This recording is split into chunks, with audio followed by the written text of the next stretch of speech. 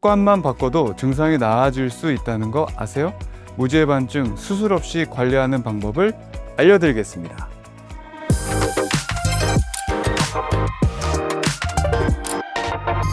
안녕하세요. 서재곤 링커병원에서 고관절, 족부, 상지 진료 맡고 있는 조요한이라고 합니다. 간단하게 신발을 바꾸는 것만으로도 무지해반증의 진행을 막을 수 있는데, 그래서 오늘은 무지해반증의 보존적 치료, 수술적 치료에 대해서 알아보도록 하겠습니다.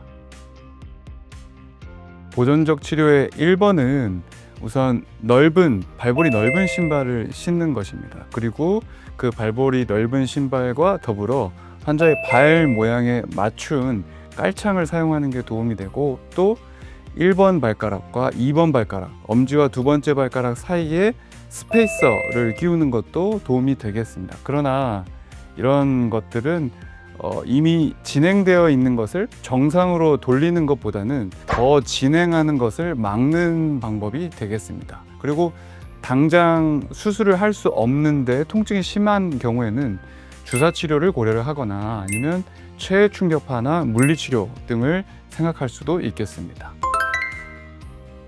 그러나 결국 엄지발가락 돌출부의 통증이 지속이 된다면 수술을 고려를 해야 됩니다. 교과서에 나와 있는 수술은 100가지 이상이 나와 있는데, 그 중에 크게 3개의 카테고리로 구분을 할 수가 있고, 첫 번째는 절골술, 뼈를 잘라내는 거고, 두 번째는 연부조직 재건술이 있고, 세 번째는 유합술, 뼈끼리 붙여버리는 수술이 있겠습니다. 그러나 일반적인 상황에서는 무지해반증은 절골술 단독으로 시행을 하거나 절골술과 연부조직 재건술을 같이 하는 경우가 대부분입니다.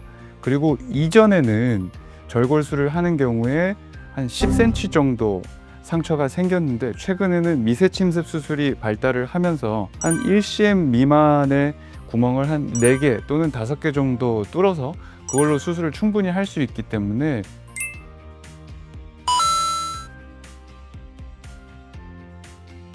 상처 면에서도 장점이 있고, 주변의 연부 조직의 손상도 최소화시킬 수 있기 때문에 환자분 혼자서 어떤 수술을 할지 결정해서 이걸 해주세요 라고 얘기를 하는 것보다는 병원에 오셔가지고 선생님과 상담을 충분히 한 후에 수술 방법을 결정하는 게 좋겠습니다.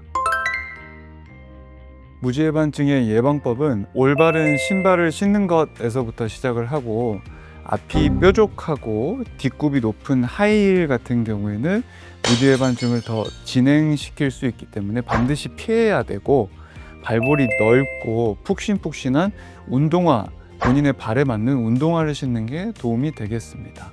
그리고 적절한 체중 관리를 꼭 해주셔야 됩니다. 과체중이 될 경우에는 발에 가해지는 하중이 많아지면서 이미 진행되어 있는 변형을 더 진행시키거나 아니면 새로운 변형이 발생하는 경우들이 생길 수 있기 때문에 조심해 주셔야 되고, 항상 발 모양을 스스로 체크를 하셔야 되고, 그 다음에 중간중간에 오래 서 있는 경우나 아니면 많이 걸은 날 경우에는 발바닥 근막을 좀 풀어주는 스트레칭이나 마사지를 받는 게 도움이 될 수 있겠습니다. 무지해반증에서 가장 중요한 건 결국 본인의 발에 맞는 신발을 선택하는 게 제일 중요하겠고, 만약에 본인이 계속 신경이 쓰이시거나 통증이 있는 경우에는 혼자서 계속 고민하지 마시고 병원에 꼭 오셔서 상담을 받아보시는 것을 추천드리겠습니다. 서재곤 링커병원 조요한 원장이었습니다.